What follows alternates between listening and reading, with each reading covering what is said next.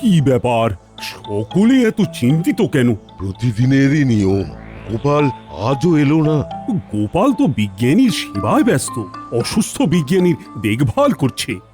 ব্যস্ত না ছাই, এই নিয়ে পরপর 4 দিন হলো গোপাল সভায় দেরি করে আসছে, অজুহাত দিচ্ছে বিজ্ঞানীকে সেবা করা, অথচ আপনি কিছুই বলছেন না। শোনো মন্ত্রী, মানব সেবা পরম সেবা। তাছাড়া আমাদের রাজ্যের বিজ্ঞানী অসুস্থ, তাকে না দেখলে চলে? বিজ্ঞানীর সেবা করতে গোপাল গেছে তার বাড়ি। গোপালের দেরি দেখে মন্ত্রীর মুখ হাঁড়ি হাঁড়ি।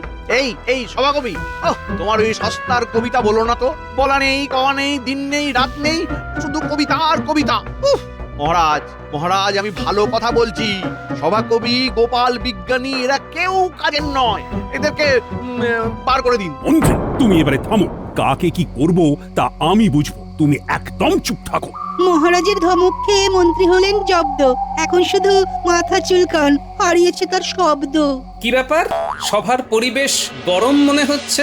সেই সিংহ দুয়ার থেকে চিৎকার শুনছি। মহারাজ খেপে আগুন আর মন্ত্রী দিচ্ছে তেলে বেগুন। কি হয়েছেটা কি? তুমি বিজ্ঞানী সেবা করছো বলি মন্ত্রীর রাগ, দিয়েছি ধমক। এ আর নতুন কথা কি? মন্ত্রী মশাই তো নিজের ভালো ছাড়া অপরের ভালো সহ্যই করতে পারেন না। গোপাল, তুমি যে সব লোক দেখানো করো সেটা লোকে না বুঝলেও আমি বুঝি। মন্ত্রী মশাই, আপনি যে লোককে দেখিয়েও কিছু করেন না সেটা লোকেও বোঝে, আমিও বুঝি।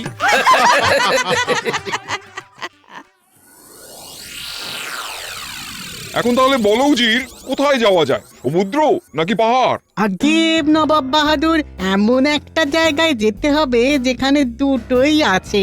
অতি উত্তম প্রস্তাব। বেগমকে তাহলে একবারে পাহাড় এবং সমুদ্র দুটোই দেখানো হয়ে যাবে, কি বলো? আর পরের বার আর বায়নাও করবে না। হ্যাঁ, জাহাপানা, আমারও তাই মত। মিছিমিছি ঘোরার পেছনে বারবার অর্থ ব্যয়ের কোনো মানেই হয় না। এমন কোন জায়গা আছে যেখানে রয়েছে একসাথে পাহাড় আর সমুদ্র?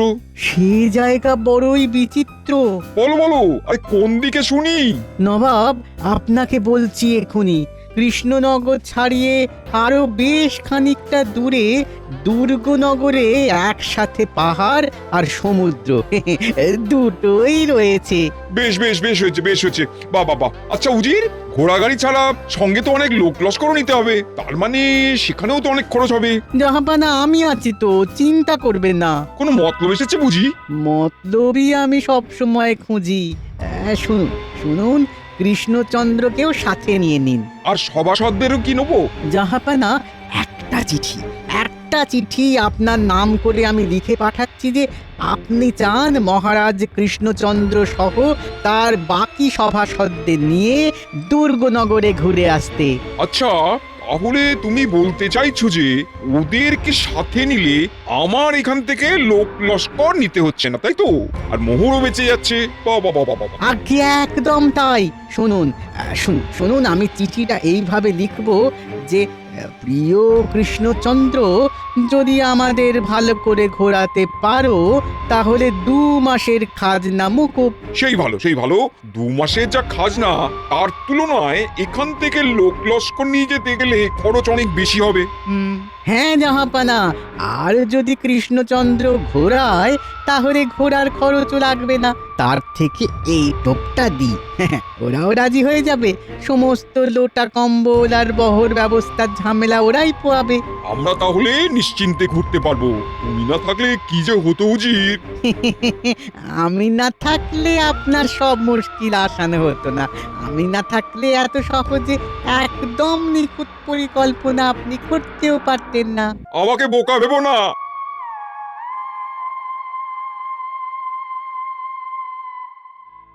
তাহলে গোপাল, তুমি বলছো আরো বেশ কিছুদিন সময় লাগবে? হ্যাঁ মহারাজ, বিজ্ঞানী এখনো পুরোপুরি সুস্থ নয়। ঠিক আছে, দেখো যত তাড়াতাড়ি তাকে সুস্থ করে তোলা যায়। হ্যাঁ, বিজ্ঞানীর দ্রুত সুস্থতার প্রয়োজন। তাহলে তো নতুন যন্ত্রটাও আবিষ্কার হবে না। মহারাজ, এই নবাবের দূত একটা চিঠি দিয়ে গেল।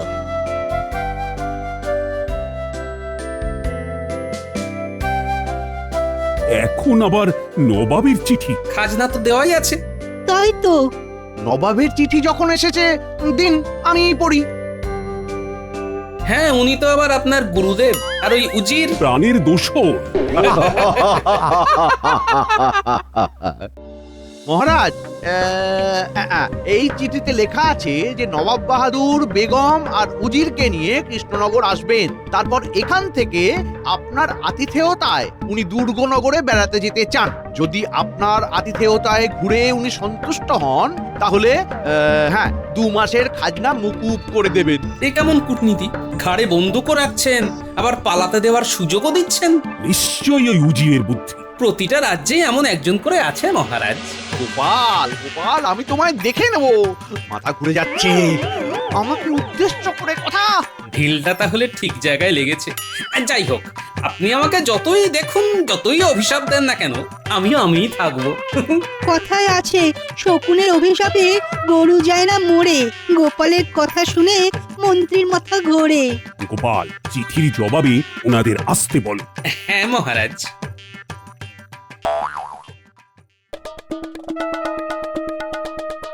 তাহলে জবাব এলো, হ্যাঁ?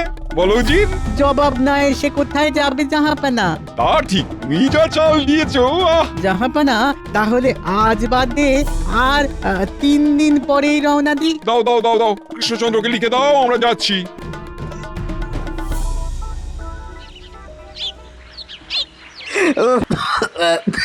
তাড়াতাড়ি সেরে ওঠো বিজ্ঞানী, তোমায় ছাড়া বেড়াতে যেতে মন চাইছে না। এরকম বলো না, কি আছে, কয়েকদিনের তো ব্যাপার। তাছাড়া তুমি যেভাবে প্রত্যেকটা দিন আমার সেবা করে চলেছ, কি বলবো। তুমি এমন করে বললে আমি আর আসবো না কিন্তু। রাগ করো না, আমি সত্যি কথাই বললাম। বাবা, তোমার গবেষণাগারে কত তরল ফুটছে গো। দেখো না, চারিদিকে সব কত তরল। কত রঙের। হ্যাঁ। আচ্ছা, এই এত রকম তরলের নাম তোমার মনে থাকে? তা তা থাকবে না কেন? কত বছর ধরে শুধু এইসবের সাথেই ঘর করছি বলো তো। আচ্ছা, বলছি এই বিকারগুলো তো সব কাচের, তাই না? হ্যাঁ তো। কাচের পাত্রে তরল ফোটাচ্ছ, কাচ ফেটে যাবে না? না না, অত সহজ না। বিজ্ঞান বড়ই অদ্ভুত। তুমি কি জানো, কাগজ তো অত্যন্ত সহজ দাহ্য বস্তু, কিন্তু কাগজের পাত্রেও তরল রেখে ফোটানো সম্ভব। বাবা, সেটা কি করে? দেখো, তুমি যদি শুধুমাত্র কাঁচকে আগুনের উপর বসিয়ে দাও, তাহলে একটু গরম হলেই কাঁচ ফেটে যাবে। কিন্তু তার মধ্যে যদি কোনো তরল পদার্থ থাকে, তাহলে সেই তরল ওই উষ্ণতা টেনে নেয়। একই ব্যাপার কাগজের ক্ষেত্রেও প্রযোজ্য। হ্যাঁ। এটা তো আমি জানতাম না, একদম নতুন জিনিস জানলাম। হ্যাঁ, এটাই পদার্থ বিজ্ঞানের মজা। কঠিন চেষ্টা করে তরল হতে, বায়বীয় হতে। হ্যাঁ, বুঝলাম। যাই হোক, আমি আজ উঠি, বুঝলে? তুমি সাবধানে থেকো। হ্যাঁ, আনন্দ করে ঘুরে এসো গোপাল, আমায় নিয়ে একদম ভেবো না। হ্যাঁ হ্যাঁ।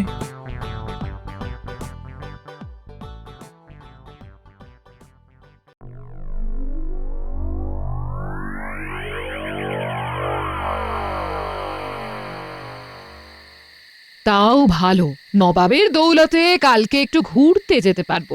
আসতে পারি মহারাজ? কে? গোপাল, এসো এসো। রানীমা, এত খুশি হবেন না, এইগুলো সব নবাবের ষড়যন্ত্র। খাজনা মকুবের নাম করে আমায় ফাঁসিয়ে দিল। যাকে মহারাজ, আপনি চিন্তা করবেন না, আমরা আছি তো, সব সামলে নেব।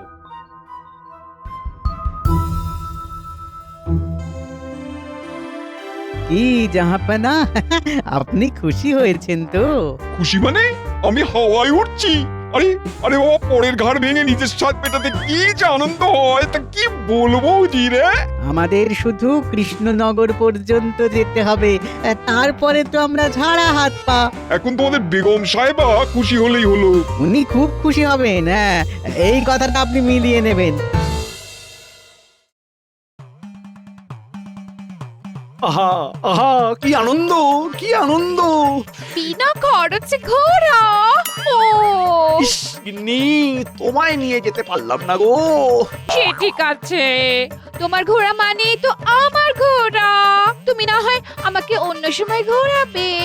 না, তাও মনটা খারাপ লাগছে। যদি তাই হয় তাহলে বরং আমার জন্য এক জোড়া নতুন দুল বানিয়ে দিও।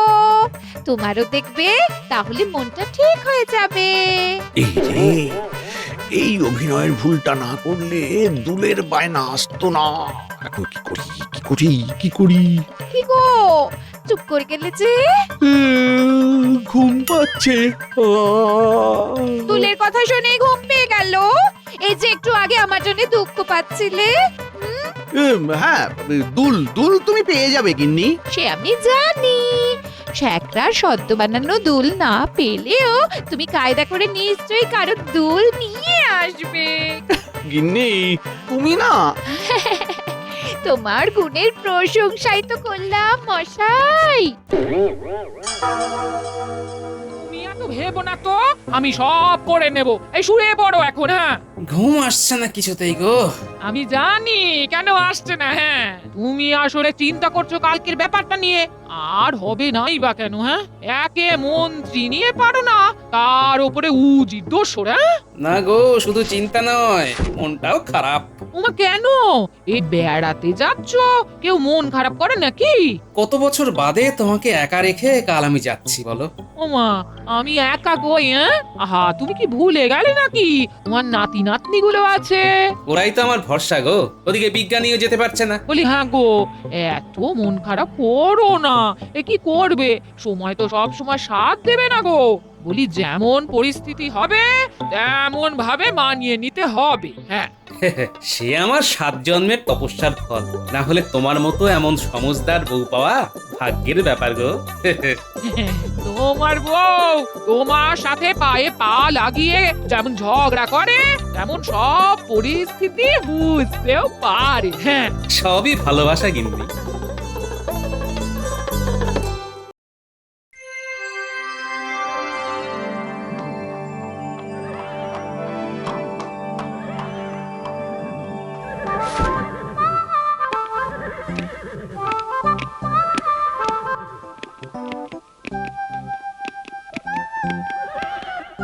আমরা একদম ঠিক সময় এসে গেছি।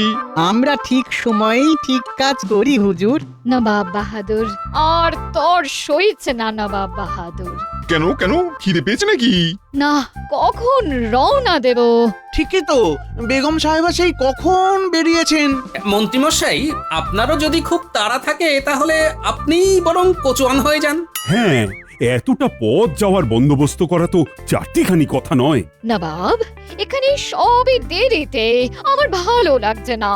মহারাজ, এখানে এমন অব্যবস্থা কেন? আমি কিন্তু সন্তুষ্ট না হলে 2 মাসের খাজনা মুকুব তো করবই না, উল্টে 4 মাস বাড়িয়ে দেবো। সে আপনি এমনি করবেন না, আমি জানি। বেগম সাহেবা, খুব শিগগিরই রওনা দেব। তার আগে একটু জল খাবার খেয়ে নিন। বুঝলেন নবাব, আমার এই গোপাল না থাকলে এত তাড়াতাড়ি সব বন্দোবস্ত হতোই না। চলুন চলুন জাহাপানা, চলুন বেগম সাহেবা, চলুন। হ্যাঁ হ্যাঁ হ্যাঁ, জল খাবার পর্ব মিটলেই আমরা রওনা দেব।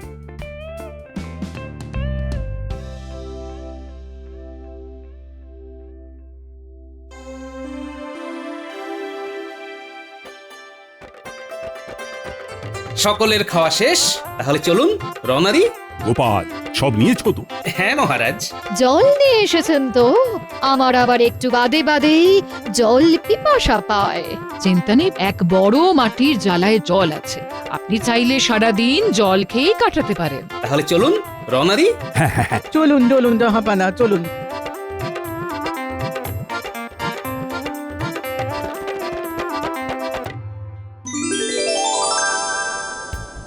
উফ, কি দারুণ জায়গা! আহা! এত সুন্দর হাওয়া। কৃষ্ণচন্দ্র, তুমি এক কাজ করো, তুমি বরং এই হাওয়াতেই পাখি হয়ে উড়ে যাও। নবাব, মহারাজ উড়ে গেলে আপনারই বিপদ। কেন কেন শুনি? মহারাজ, পাখি হয়ে উড়ে গেলে আপনাকে খাজনা দেবে কে? কেন, আমি মহারাজ হয়ে যাব, গোটা রাজ্য আমিই দেখব। এই যে তোমার মনের বহুদিনের বাসনা, সেটা আমি ভালোই জানি। আমি একটু যাই, হাওয়া খেয়ে আসি গে। হ্যাঁ, এই গোপাল, একটু একটু জলের জ্বালাটা নামাও তো, তেষ্টা পেয়েছি খুব। উজির, মন্ত্রী, সব গেলেন কোথায়? কাজের নাম শুনেই পালিয়েছে। এই এত বড় জ্বালা নামানোটা কি চারটিখানি ব্যাপার? এই গোপাল গোপাল দাঁড়াও দাঁড়াও দাঁড়াও, তুমি একা পারবে না। না মহারাজ, আমি পারবো।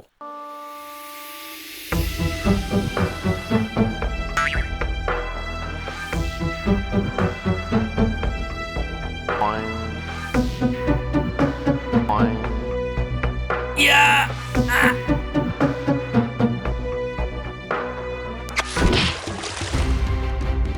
এ বাবা, যা! গোপাল, এটা কি হলো? এখন কি হবে? আমি জানি না, আমাকে যেখান থেকে পারো জল এনে দাও। অকম্মার ঢেকি বের করে দেবো কৃষ্ণনগর থেকে। বেশ হয়েছে, গোপাল এবার বুঝবে ঠেলা।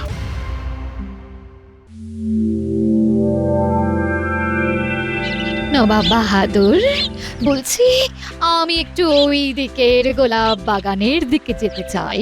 না না না না না না, ওইখানে বেশ আগাছা আটা গাছ আছে দেখছি। না, আমার ওখানেই যেতে মন চাইছে। কি সুন্দর পরিবেশ দেখুন, একদিকে পাহাড়, একদিকে সাগর। আমার মন চাইছে আমি একটু ঘুরবো।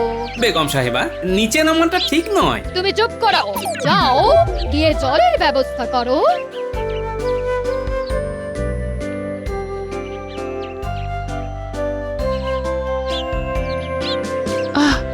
বাবা, গোলাপগুলো দেখুন। খুব সাবধান, এখানে কিন্তু অনেক কাঁটা গাছও আছে, সাবধান। আরে বাবা, শোভাটা উপভোগ করুন।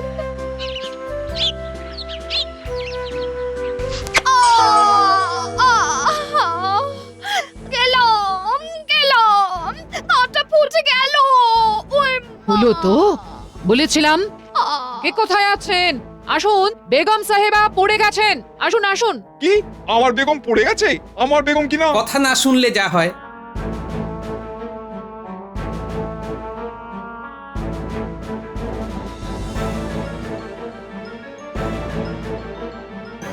দেখুন, এ ক্ষত বেশ গভীর, এক্ষুনি গরম জল লাগবে। উষ্ণ হলেও হবে, আমি একটা ঔষধ লাগিয়ে দেব, না হলে ওনার পা পচে যাবে। খুব বিষাক্ত কিছু কি কামড়েছে? হ্যাঁ, ওই বিষাক্ত একটা কাঁটা ফুটেছে। হায় হায় হায় হায় হায়, এখন কি যে করি? আগুন না হয় পাথর ঘষে জ্বালিয়ে দেব। আমার ঝোলায় চকমকি পাথর আছে, কখন কি কাজে লাগে তাই রেখে দিই আর কি। কিন্তু জল গরম হবে কি করে? একটা যাও জলের জ্বালা ছিল, সেটাও গেল ভেঙে। আমি জানি না কিছু। রাজা কৃষ্ণচন্দ্র, তুমি যে করে হোক জল ফোটাবার পাত্রের ব্যবস্থা করো, নাহলে গর্দান নেবো। কি ব্যথা! আর পারছি না নবাব, পারছি না। গোপাল, আরে কিছু একটা করো। গোপাল বড্ড ভুল করেছে, কয়েকটা অতিরিক্ত পাত্র আনা উচিত ছিল গোপালের। রানীমা, এমন হবে তো বুঝিনি। এই গোপাল যত নষ্টের গোড়া, ওর জন্যই সব হলো। মন্ত্রীমশাই কাগজের ঠোঙায় বাদাম খাচ্ছেন। বিজ্ঞানী বলেছিল কাগজেও জল বা তরল ফোটানো যেতে পারে।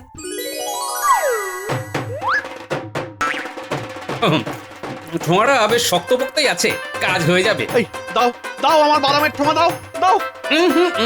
এখন এটা পাবেন না, কাছাকাছি অনেক কাঠের টুকরো আছে। যাই, আগে আগুন ধরাই, তারপর চট করে ঠোঙায় জল ভরে আনি।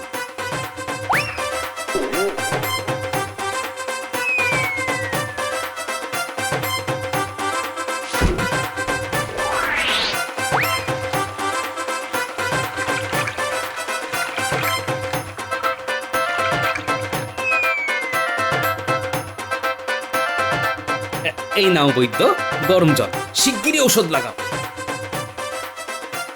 সাবাস সাবাস গোপাল, নবাব চিন্তা করবেন না, বেগমের পা একদম ঠিক হয়ে যাবে। ভাগ্যিস গোপাল ছিল। গোপাল গোপাল, তুমি আমায় ক্ষমা করে দিও। আমি রাগে অন্ধ হয়ে কি না কি বলেছি। গোপাল, তুমি এই উপায় জানলে কি করে? বিজ্ঞানীর থেকে শুনেছি কাগজও জল ধারণের ক্ষমতা রাখে, তাই সেই উপায়টাই প্রয়োগ করলাম।